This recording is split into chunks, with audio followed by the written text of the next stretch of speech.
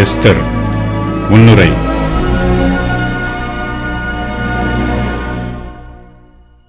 Esther புஸ்தகத்தில் கூறப்பட்டிருக்கும் நிகழ்ச்சிகள் மேதிய பெர்சிய தேசத்தின் ராஜாக்களுடைய நாளாகமம் புஸ்தகத்தில் காணப்படுகிறது. சூசான் பட்டணம் பெர்சிய தேசத்தின் பழங்காலத்து தலைநகரமாகும். அந்த அரண்மனையில் இந்த நாளாகமம் புஸ்தகத்தில் இருந்து செய்திகள் சேகரிக்கப்பட்டு எஸ்தர் புஸ்தகமாக எழுதப்பட்டிருக்கிறது. எஸ்தர் புஸ்தகம் எழுதப்பட்ட காலம் சுமார் கிமு 516 முதல் 506 ஆகும். யூதருடைய பாரம்பரியத்தின்படி எஸ்ராவே இந்த புஸ்தகத்தை எழுதியிருக்கிறார் என்று கூறுகிறார்கள். அகஸ்டின் என்ற திருச்சபை வரலாற்று ஆசிரியரும் இந்த புஸ்தகத்தை எஸ்ராவே எழுதியதாக கூறுகிறார்.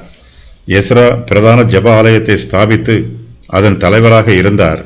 யூத மார்க்கத்தாரின் வேத புஸ்தகம் இந்த ஜெபாலயத்தில் தொகுத்து வெளியிடப்பட்டிருக்கிறது. எஸ்தர் புஸ்தகத்தின் பெரும் பகுதியை மொர்தெகாய் எழுதியிருக்க வேண்டும் என்றும் வேத பண்டிதர்கள் சொல்லுகிறார்கள். மொர்தெகாய் இந்த வர்த்தமானங்களை எழுதி சமீபத்திலும் தூரத்திலும் இருக்கிற அகாஸ்வேரு ராஜாவின் சகல நாடுகளிலும் உள்ள எல்லா யூதருக்கும் நிருபங்களை அனுப்பினார். யூதர்கள் பாபிலோனிய சிறையிருப்பில் இருந்தபோது அவர்களுடைய ஜீவன்களுக்கு மிகப்பெரிய ஆபத்து உண்டாயிற்று. அந்த ஆபத்தில் இருந்து அவர்கள் தப்புவிக்கப்பட்ட சம்பவம் இந்த புஸ்தகத்தில் விவரிக்கப்பட்டிருக்கிறது. யூதருக்கு யார் மூலமாக எப்படி மீட்பு வந்தது என்பதும், பூரீம் பண்டிகை எவ்வாறு ஆரம்பமாயிற்று என்பதும், சிறையிருப்பில் இருந்து யூதர்கள் விடுவிக்கப்படுவதற்கு அஸ்திபாரமாக அமைந்த வரலாற்று பின்னணியும் இந்த புஸ்தகத்தில் விவரிக்கப்பட்டிருக்கிறது. இஸ்ரவேல் புத்திரர் புறஜாதியார் மத்தியில் சிதறடிக்கப்பட்டிருக்கிறார்கள்.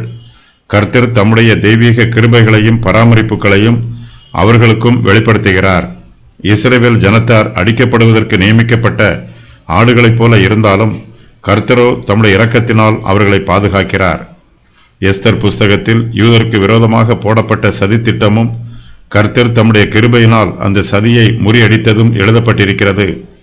இந்த புஸ்தகத்தில் கர்த்தருடைய பெயர் ஒரு தடவை கூட சொல்லப்படவில்லை.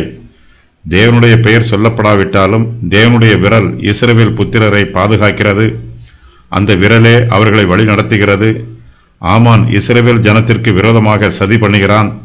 கர்த்தரோ தம்முடைய ஜனத்திற்கு ஆதரவாக அவர்களை பாதுகாக்கிறார்.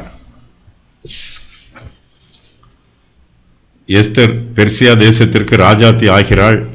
மொர்தெகாயும் பெர்சியா அரண்மனையில் உயர்த்தப்படுகிறார்.